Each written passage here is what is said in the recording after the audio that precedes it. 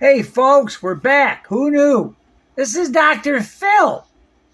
How far left can you get? You gotta watch this. Phil's had it. He can't take no more.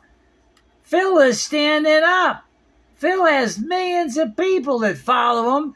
And we're going to have, my handful of subscribers are going to see it too. Let's hope I can keep my hand steady long enough, but you'll understand. And the media doesn't want this to be put anywhere, so you know what to do down there with that little repost thing you see down at the bottom, don't you? Here we go. And yeah, it's too bad some of the stuff is blurred out, because people need to see. As an American, I grow increasingly appalled at the anti-Semitism permeating so much of our country, especially by so many students at our elite universities, which have become left liberal woke hotbeds fostering intellectual rot rather than critical thinking, and tolerated or endorsed by their administrations. It has sadly spread to corporate America as well. This weaponized prejudice has never been more on display than when university presidents from Harvard, MIT, and University of Pennsylvania testified on Capitol Hill with sickening smugness and condescending to that panel with an arrogance and dismissiveness seldom seen in that forum. They were asked the simple question, does calling for the genocide of Jews violate your policy against bullying and harassment? To be 100% clear, using the dictionary definition of genocide, the question becomes, does calling for the deliberate killing of a large number of Jews with the aim of destroying the Jewish ethnic group and the nation of Israel violate your policy against bullying and harassment? University presidents Gay, McGill, and Kornbluth disgustingly evaded Representative Stefanik's questions. It depends on context. The rules around bullying and harassment are quite specific. And if the context in which that language is used amounts to bullying and harassment, then we take action against it. But you've heard chants for intifada. I've heard chants which can be anti-Semitic depending on the context when calling for the elimination of the Jewish people. The answer is yes. It is a context-dependent decision, Congresswoman. It's a context-dependent decision. That's your testimony today. Calling for the genocide of Jews is depending upon the context. That is not bullying or harassment. This is the easiest question to answer. Yes, Ms. McGill. Context. Okay, I'll give you some context. While you were intellectually selling out, bringing shame to your institutions and this country, I was working with the Israeli consulate, viewing the highly restricted footage of October 7th. From actual body cams of terrorists themselves, victims' cell phones, recovered from their dead, tortured, raped, desecrated bodies, as well as raw CCTV footage and other sources. Targets were all unarmed civilians, including men, women, children, and the elderly. Hunted, tortured, raped, dismembered, beheaded, and executed without mercy. The sexual assaults perpetrated on the women and girls was so sick and twisted as to defy explanation. These were not acts of war, they were mass murdering cowards high on the drug Captagon, while they celebrated and tallied up their kills like they were in a drunken bar game on a Saturday night. I was so sickened by video images I can never unsee of what was done to babies in cribs and young girls begging for their lives. I am changed forevermore.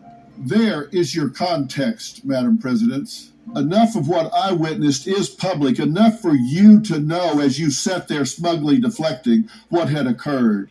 And you knew how traumatized those demonstrations were to your Jewish students who knew the demonstrators were calling for the same things to be done to them. You are leaders. You don't pick sides here. This is not about a territorial dispute. It's not about oppressors and the oppressed. It's not about religion or ideology. Any agenda that was on the table October 6th is forever gone. Conversation is over. How dare you sit there and play semantics with this congressional panel when you know what was done that day and what is being supported against your Jewish students? President Gay, you know they are stalking Jewish students on your campus, chanting shame, shame, shame as they impede their path to class. Yet you sanctimoniously tell Representative Kiley you could look Jewish parents in the eye and tell them their son or daughter would be safe and feel safe and welcome on your campus. No, President Gay, no, you cannot, and you know it. How much context would be required if these student organizations were demonstrating in support of genocide of all Asians, Catholics, blacks, or gays? I'll tell you how much, none. And you know what? There should be none. All of these groups deserve protection and the right to attend school without fear, and so do the Jewish students. What is wrong with you people? You know better. Is the problem that Harvard and MIT and others receive hundreds of millions of dollars in foreign funding, including from China? Who do you answer to? And by the way, I have professionally prepared witnesses to testify before congressional committees, so I know what goes into it. You said what you said with intention. None of you got caught up. We didn't get confused. You were so rehearsed, you all sounded like parrots. Every single one of you must resign immediately. For the rest of us, it's clear. We've got issues. We've got issues in this country, but surely to God, we don't stand with homicidal maniacs. Because you support one side of a dispute does not mean you endorse everything they do. If Hamas behavior does not cross the line, then you don't have one. If your representative or senators are lined up with the values of these three university presidents, you need to get new ones. If they are big social warriors for women's rights, but all of a sudden lost their voice when the victims were Jews, you need to kick them to the curb. And you know who they are. As for me, I love and stand with my Jewish brothers and sisters. It's Hanukkah, the Jewish festival of lights. And by the end of Hanukkah, all 8 of these candles will be lit. These are orange in honor of red-headed hostages that have been taken. Ariel, who is 4 years old, and Kafir, who is 10 months old. We don't know what has happened to them. They're still missing, but we pray for their return. This menorah is a reminder that light always prevails over darkness and good over evil.